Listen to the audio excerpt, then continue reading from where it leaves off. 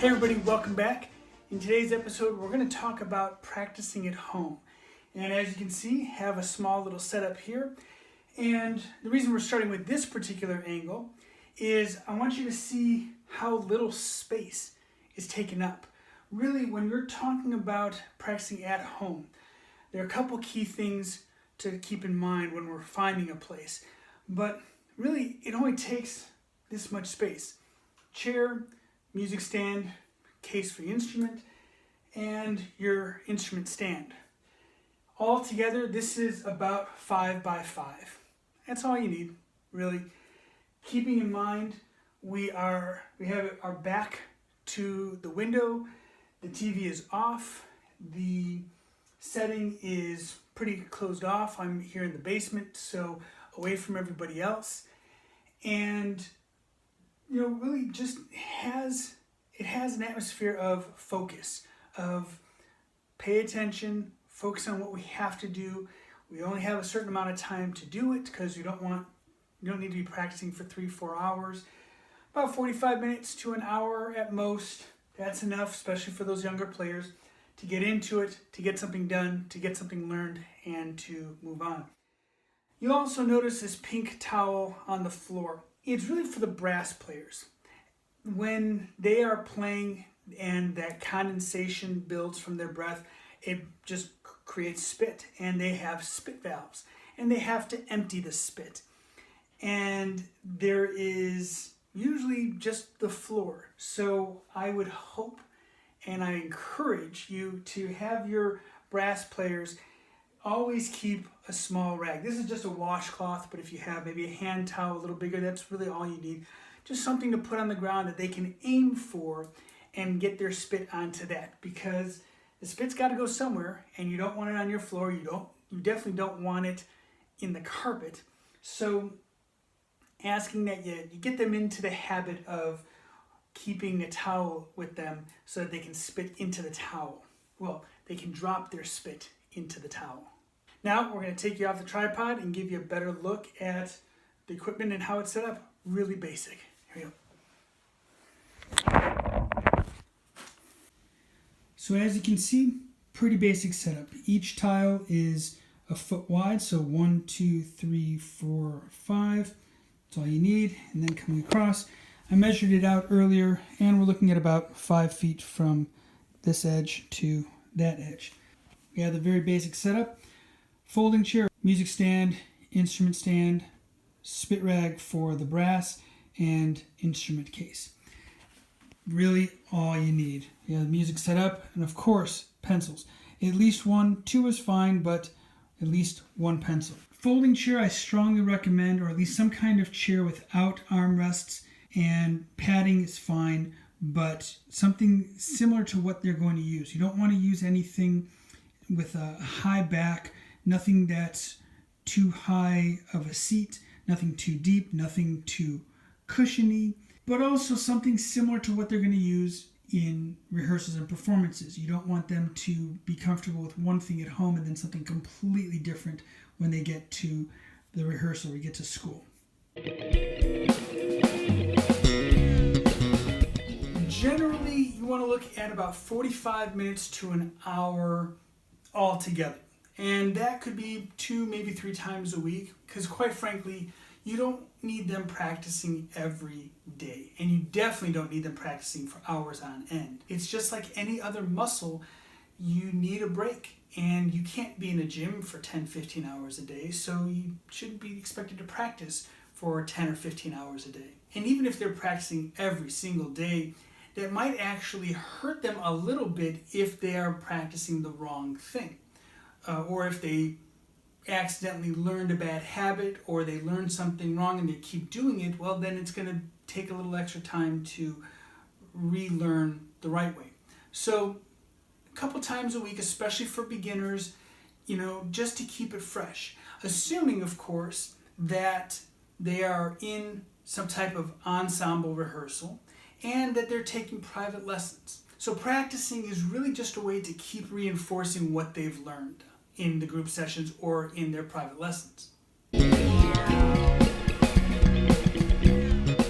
Now, because they're young, that learning curve could be pretty steep, which is a good thing. You want them to learn a lot. But don't worry if it's not. It's a whole new way of seeing things. It's a new experience. It's a new way of learning how your body works. So if they're younger, they're still trying to figure that out to begin with. But now they've got this other thing to contend with. So it's going to be rough going at first, but believe me, that's a good sign.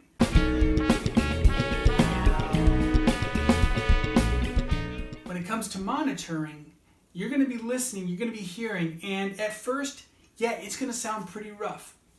It's going to sound more than pretty rough, but that's a good thing, because just like with anything else, you got to work out all those kinks before it becomes smooth. One habit that young musicians might get into is they start to find what they do well, and they just sit on that, and they just keep going over and over and over again. And they may tend to avoid what they don't know or what they're having trouble with. So as a listener, even if you don't have any experience in the past for yourself, it's fine just to listen and listen for that consistency. If it starts to sound like the same thing over and over again, and it's gotten really good and then it just stays good, then it may be time to go over and say, hey, what aren't you working on? But maybe say it differently. Get them to realize that it's okay to work on things that they don't know, because that's the only way they're going to know it. And it's not going to come quickly at all. You're going to have to do lots of repetitions, and it's going to sound really rough. But like anything, the more you go at it, the smoother it becomes. So you're good, eventually. Another thing that you might hear is silence. It happens. Again, things come up. This is why I strongly suggest not letting them have a TV or their phone or their tablet around them, unless it happens to be part of the lesson itself. If you hear them stopping for a minute or two, that's fine. Anything more than a couple minutes, they've probably found something to distract themselves with. So you might want to then call out to them, say, hey, how's it going? Or maybe go check on them. Hey, what are you up to? What are you working on? And that could be a good time for you to get them to get used to the idea of playing for somebody else. Maybe say, hey, can you play me what you were playing before? Or, show me what you were playing. And this could be a good opportunity for them to teach you how to read music, which would be phenomenal, because not only will you then learn how to read music, but if they know it well enough that they can teach it, it's just going to help reinforce their confidence and reinforce their knowledge.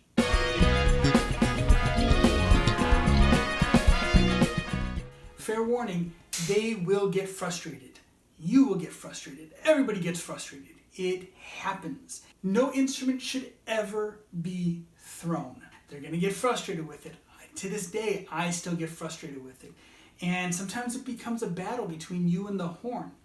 And it's just, you just want to take that horn and just chuck it across the room. Do it in your mind, not in real life. And let them know that's okay. Let them know, hey, it's all right. Yeah, I know you're going to it's frustrating, but you just got to keep working through it.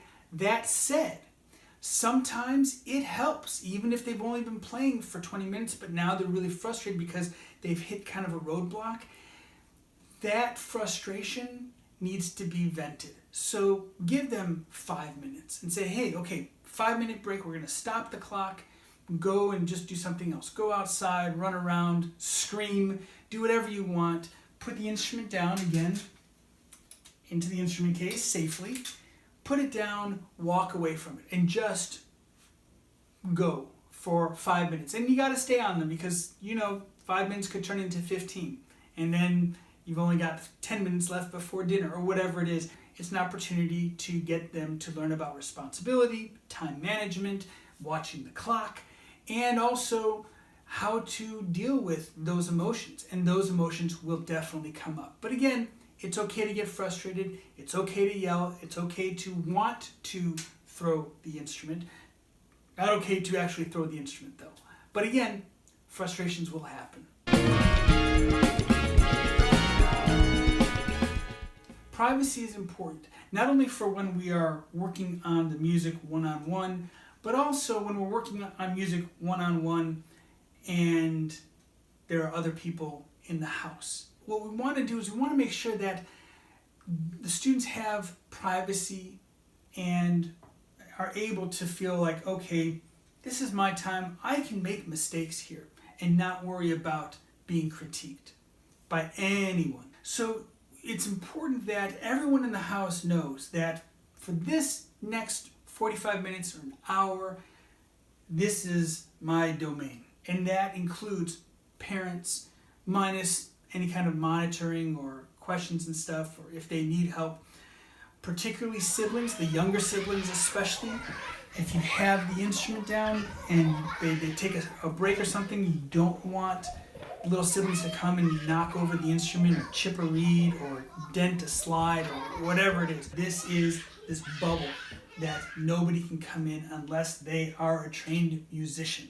If you're in a space where you can close a door, if there's a room, definitely close that door and put a sign up that says, "Do not disturb until this time." That could be just what they need to feel like, I'm in my space. Having that opportunity to close off and to really just be in yourself and in that mindset of solitude, very, very helpful. And the other thing we want to do is make sure that they have all the information that they can possibly use to succeed. So it's imperative that you hit that subscribe button, and of course, as always, hit the bell so that you know when our next videos come out. If you can, leave a comment or send me a picture of your students' practice space at home. And of course, if you have any questions, leave them in the comments and I'll get back to you as soon as I can. Until then, have a great day, have lots of fun, and remember, you are not alone. We're here for you. All right, I'll see you guys next time. Have a good one. Bye-bye.